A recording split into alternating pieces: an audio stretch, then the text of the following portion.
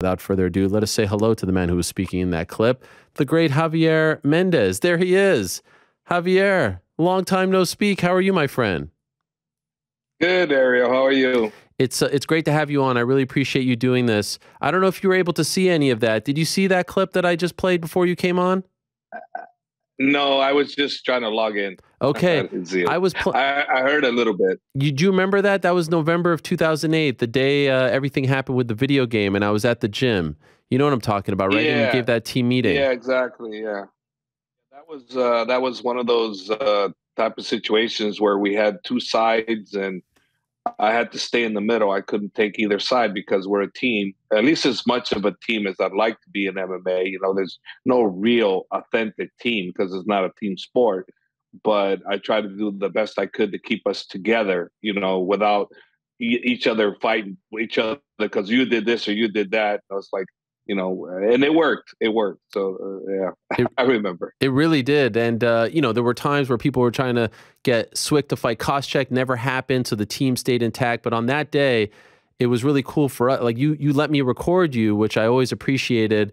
On that day, we got to see, like, the inner workings of the team. And it all got resolved. But did you feel, by the way, back then, like, you had to do something? Because if this went sideways, you might lose the team. Like, the team might get fractured forever. You know, I didn't think nothing like that. I just thought that I'm the head coach, you know, and there's a problem and I have to try to look to fix it, you know, and that was my mentality. It wasn't anything else. I didn't think further into it other than, hey, we have an issue. That's what a head coach is supposed to do, resolve the issue and or do the best he can to try to resolve the issue. And that's what we did. Yeah, and it worked out. Anyway, a fun trip down memory lane. Of course, you're in the UAE. You're in Dubai now or Abu Dhabi? Abu Dhabi. Okay. Yeah, you're in Abu Dhabi getting ready for UFC 280. Could you tell me, do you remember the first time you ever met Islam Makhachev? I met him, I believe it was 2014 when he came in with Khabib. You know, 2013 or 14. He came in pretty early. He was one of the earlier guys that came with Khabib as a training partner.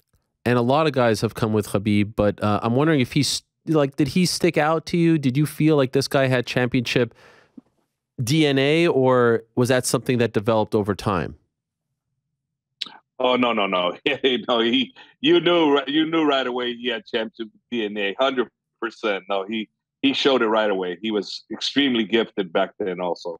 He just needed more time, more work, but he had it all. He had it all. Okay, and you know, it's tough when you're kind of like in the sort of shadows of Khabib. Khabib's such a big star, but Khabib has done such a good job of bringing him up, mentoring him, and you know, kind of, you know, he's sort of like his protege, if you will.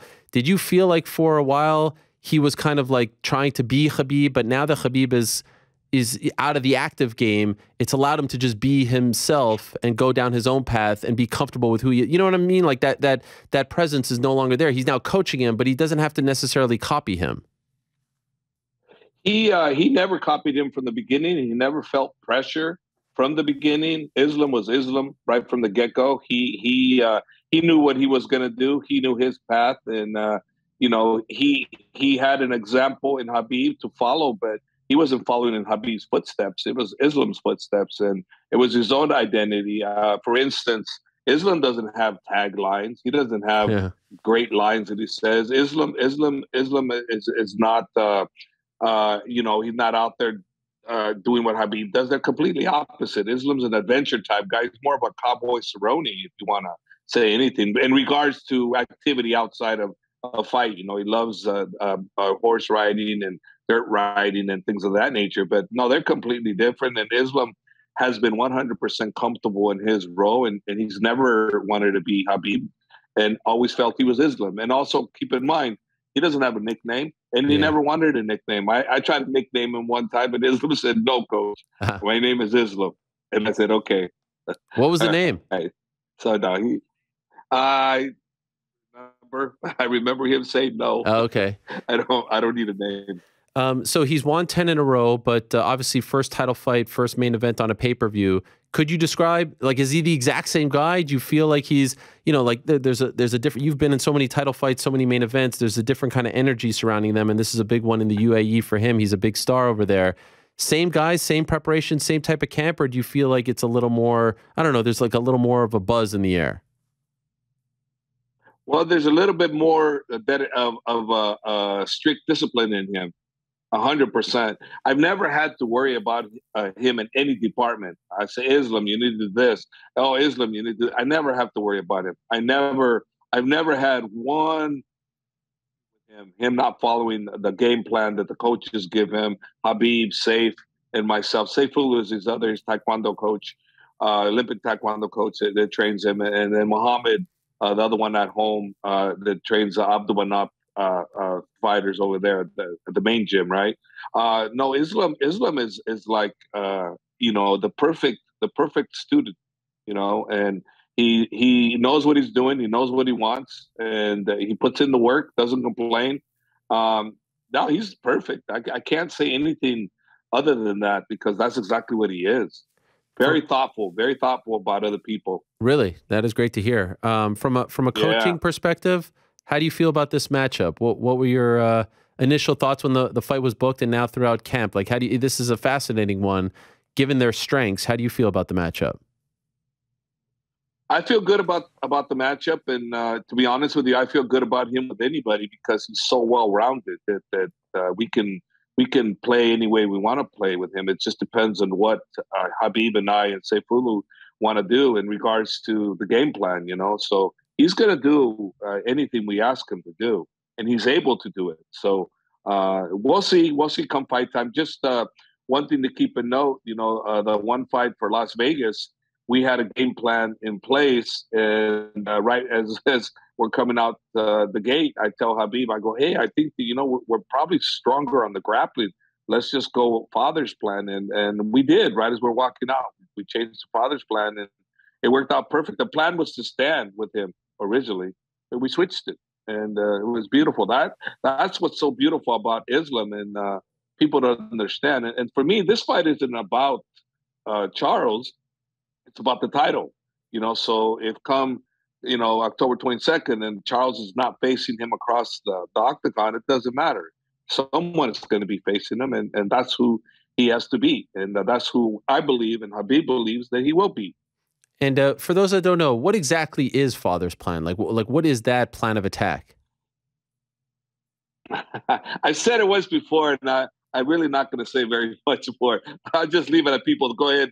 Think Father's plan is what you think it is, but his father is a genius and a beautiful man, beautiful humanitarian who cared about people, loved kids, and did everything he could for them. So I'll leave it at he's just been around the man. If you had the privilege of being around him, you see what a beautiful person he was, and what a great coach, and how he formulated what he did. It's him and I had a lot of similarities. And that's why I can identify with him. We had a lot of similarities, but the one thing that we weren't similar on is, man, he was a disciplinary guy. He was very, very, very much get in line. You got to be here on time. If you're not on time, you need to tell me why and don't do it again, type of thing. He was very, very disciplinary like that, but he had so much love for all his fighters, so much love. And of course, we're talking about the late great Abdulmanap Nurmagomedov, and now his son Khabib has turned into one of the best coaches in the sport as well. Could you describe what Khabib is like as a coach and how he compares or maybe differs from his father? As a coach, I would say he compares more to his father than he does me. So he's more his father's student than he is mine. He has added some of my things that I've instilled in him, but I would say it's more like 85% father, 15% me. Okay. That's how great his father had an influence on him, a great influence on him. And I would say I added about 15% or so. He definitely has me in him too, but you can't deny his father. No way. He is definitely his father's son. So how would you describe, what makes him such a great coach? The same thing for his father. He cares. He really cares. He thinks about his fighters. He does everything that's right for them. If they're late or there's something, he's out there, giving them a talking. He takes care of them financially if he needs to. Whatever he needs to do, he does, for them to make him excel. If they're going off the track, he puts them back on track, just like his father did. Everything his father used to do, he's doing too. And like I said, and I just added 15% or so to how he coaches, but it's mostly it's his father. There was a great clip that emerged recently of him sort of talking to the team about like, he's talking to someone. It's unclear who he's speaking to about like being the weak link and not, showing up on time and things like that. And you could just see he's a leader. Obviously, he's a leader. I'm curious, did you expect this from him? Like when you, since you met him and obviously you've been through a lot with him, did you know that eventually he would become a great coach? Or is this something that he kind of had to develop rather quickly, of course, because of the untimely passing of his father? No, this is something he's been doing since probably 2013 or 14, when he was coming down with Islam and Islam Makhachev and Abubakar Zubaira and Umar and Usman. What he would do is even when he was fighting for his title fights, he'd be done sparring and he'd wait around to watch those guys spar and coach them with me and the other coaches while they're doing their sparring. That's what kind of love he has for the game. And that's the kind of love he has for his brothers. They may not be brother related, but to him, they're brothers, they're family. They've grown up with each other since they were little boys. It's very clear that he has a ton of respect for you. The way he speaks of you, the way he speaks to you, always refers to you as coach and always kind of defers to you. Why do you think, and I know this might be a tough question for someone to answer, but I'm just curious, like, why do you think he respects you and loves you so much and has made a point to always have you by his side? Why do you think he has this connection with you? I think he has this connection with me because he can identify with me in a lot of ways like his father, because his father would say a lot of the same things I would say, because I would always tell him, Khabib, you need to do this, you need to do that. And he goes, yes, coach. My father says that all the time. And I'm like, I found that happens more often than not. Very, very communicative he was with his father about what's going on. And his father came to my gym and He came in to observe what was going on, how I trained them. And his father was so respectful when he came over, extremely respectful, never stepped in any way, shape, or form out of respect for the gym and me. And at the very end, when it was all said and done, he told Khabib that he was very comfortable with me there, So all that worked out fantastic. Yeah, I can imagine if he would have said otherwise, that probably wouldn't have continued, right? Yeah. No, it wouldn't have continued. Had he said otherwise, he wouldn't have continued. And the biggest thing he always says when I used to see him is relax, relax, relax, because it's a funny inside story. Because when Khabib first came to me, I used to think this guy could be the greatest if only he would learn to listen. Because I would say, hey, relax. And he'd go crazy on the guys, and I'm like, oh, man, this guy. And then I found out that the reason why he'd go crazy on the guys because he thought relax meant go harder. Really? So he told me that. Yeah. So I went, oh, wow. Yeah. That's when I went, okay, no one's going to stop this guy. When I realized that he was coachable, extremely coachable. Is there any moment, like any quiet moment where he says to you, I miss it, I got one more left in me? What do you got for me, Javier? Is there any time, does the itch ever emerge? No, he's looked at it. He's looked at the coming out when the fighters come out and get introduced by Bruce Buffer, and he says, I love this thing. But he's very, very much settled as a coach and making sure that all his brothers, and like I said, they're not brothers, but to him, they're brothers, that they all get the best opportunity to win a title, and then a lot of them are going to win titles. You'll see there's going to be a lot of people from Abdulmanap's gym that will win titles and 100%. And that's one of the reasons also, too, with the COVID situation that happened, I had to do something to figure out what to do. So I'm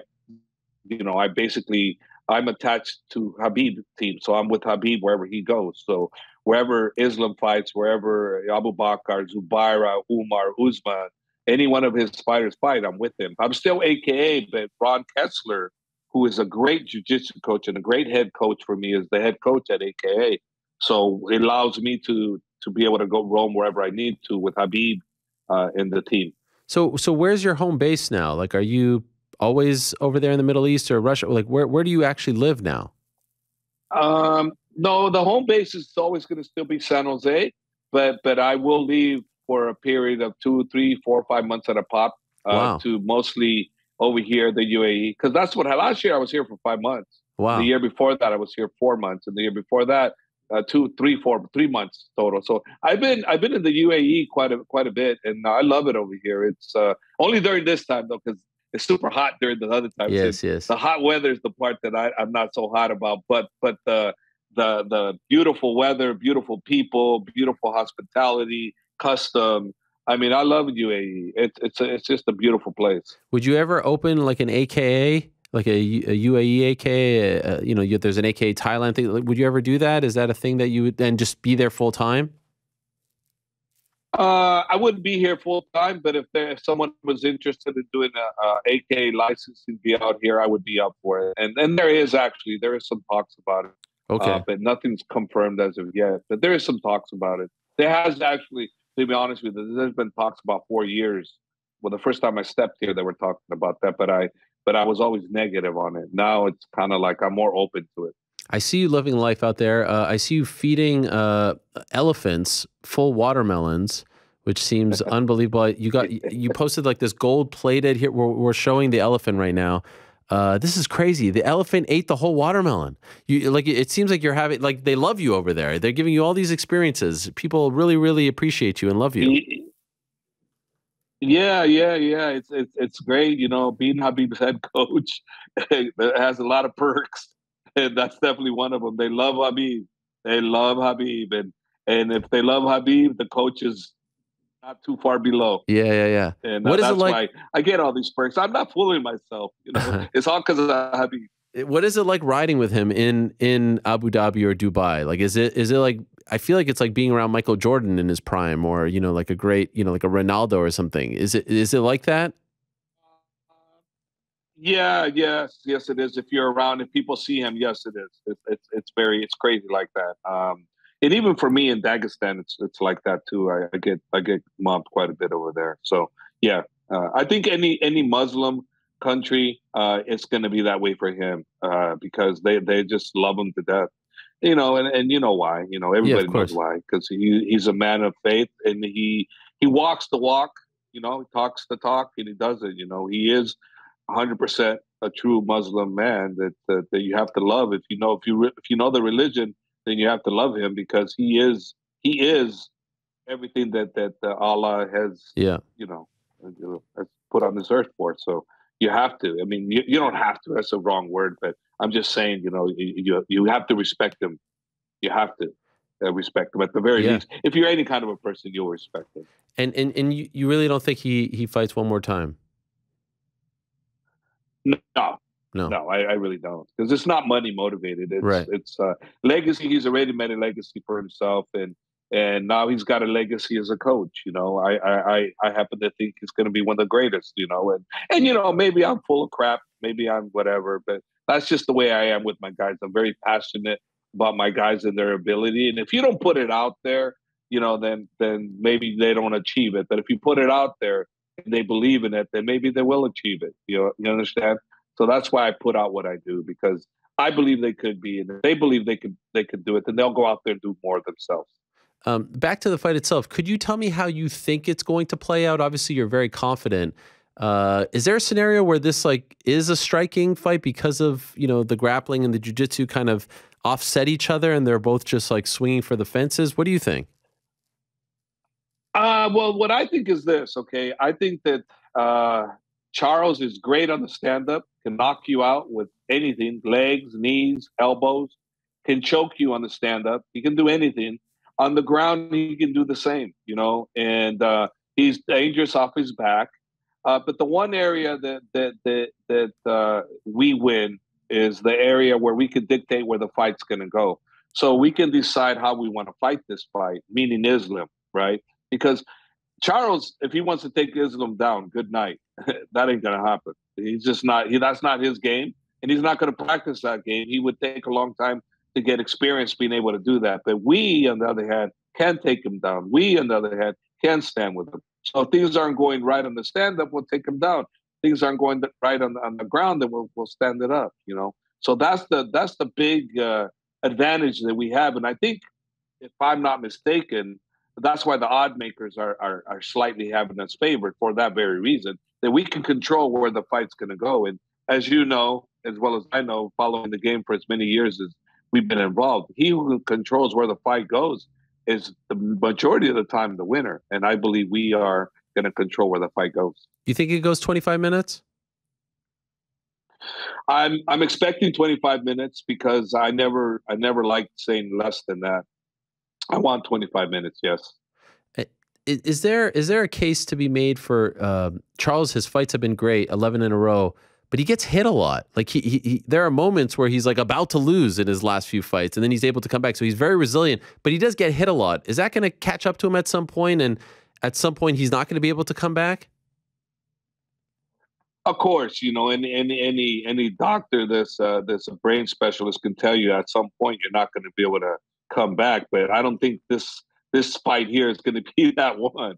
I still think he's still as dangerous as ever, and I think he's even more dangerous at this fight. And the reason why I feel that way is because his title was taken from him not because of his performance, because of the scale.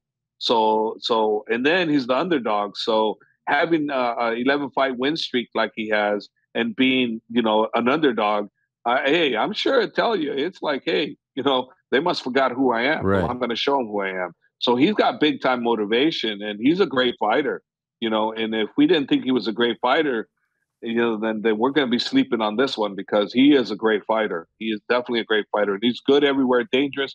Only area he's not, and they acknowledge it themselves, is wrestling. So he's been around for a very long time. You've been around a long time. So you probably remember when he was like a 500 fighter, not fighting for belts, main events, things like that. What is the difference between this Charles, in your opinion, and the one who came into the UFC all those years ago and was just kind of winning one, losing one, missing weight, all that stuff? Well, you said the key word, missing weight. So it could very well be that the weight cut was too much for him, and he found a good weight for him where it wasn't such a struggle, where his mind's worried about making weight, and now he's more concerned about winning the fight, you know. And you know, let's face it, once you taste fame and you get money along with that fame, it gets addictive, and all of a sudden you don't want to lose it. So Charles is in a very good situation. He doesn't want to lose that. He doesn't want to lose that, what he's got going on. Rightfully so. Who would? You know, who would want to lose that? When you work so hard, and now you're in the money, everybody knows your name, and you're making a good income for your families. You're able to take care of people that need you.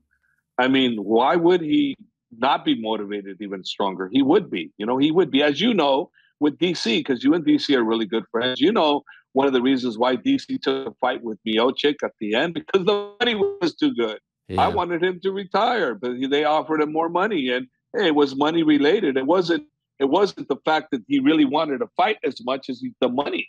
So money has a way of motivating people, and you know, rightfully so, right? We all need to make a living in this world, and the more money we get, the more we can do, the more we can take care of people we love, and less fortunate than us. So that's a great motivator. And you know, number one, in my opinion, fighters fight for, number one, I believe, money. Number two, legacy. Some fighters do fight for legacy, but I believe the vast majority of the fighters, if you told them, hey, you can fight for the title and we're going to give you $1 million, but you can fight for legacy and you're going to get 200,000. Well, guess what? Legacy is going to go out the door, you know, and that's rightfully so, right? Yeah. I mean, I'm not fooled by any of that. I know it. Right. And that's why I'm saying. You mentioned that there's a backup fighter. His name is Alex Volkanovski, pound for pound best fighter in the world, featherweight champion. Rare situation where that guy is the backup fighter.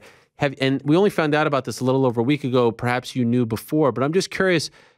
You guys talk at all about Alex are you game planning at all for Alex? Has he come up at all, or is it strictly Charles? No, it's strictly Charles. And if it's Alex, it's okay, because like I mentioned earlier, Islam's good everywhere. So we're planning for a title fight. And you can mix whoever you want. You can put Gagey in there. You can put Dustin in there.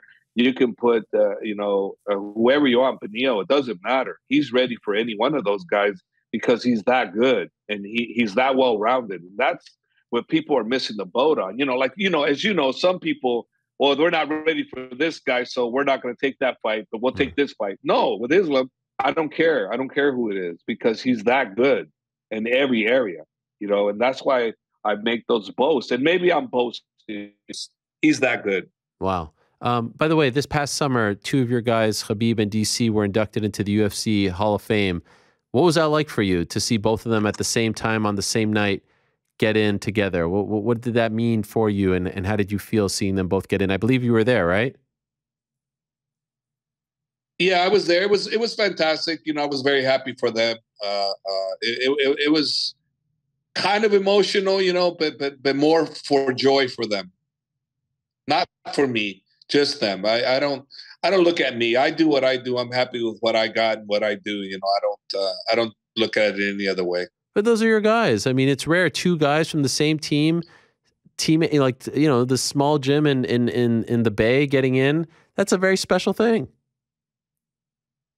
Yeah, it is. You know, but again, you know, I'm kind of, and it's bad to say, but even when my sons were born, I should have been happier than ever. But I was happy, but I wasn't overjoyed like everybody else. Like I'm sure you probably were more overjoyed when your children were born than me. You'd probably look at me, what's wrong with that guy? What is wrong with you? Bolts? Yeah. Why do you think that is? Why are you like that?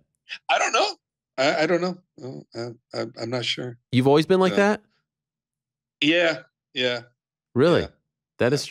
Yeah. People always ask me, hey, you know, what about with your accomplishment? I go, well, I haven't done nothing recently, you know? So it's not what I did in the past, it's what I'm doing now. So when I do something, it's kind of like it's behind me now. You know, it's not something for me to go relive. You know, it's what's new, what's next. You know, after Islam wins his title, who's next? I have Usman for Bellator, you know, November 18th. I believe 100% in my heart he will win. And once he wins, then I have Umar, his brother, who I believe is going to be a UFC champion, you know, with a little bit more time. So the bantamweight champion. So that's my mind goes like that. And after them, I have some other kids that I'm looking at. So I'm never going to be settled and happy with that because I feel like there's more to do. There's more work, you know, and more fighters to help achieve their goals. I totally get that, but at some point, life is short. Isn't it good to smell the flowers a little bit? Like you win on Saturday, you're not going to kick your feet up and be like another champion, you know? I mean, how many will that be? 5 at this point in the UFC? It'll be 6. Frank Shamrock. Frank Shamrock, yes, of course, in the late 90s. Yeah, I mean, that's a big freaking deal. How many guys can say that? I don't know, maybe none, but you know, the thing of it is it's I don't want to talk about what I did. I want to talk about what I'm doing, you know.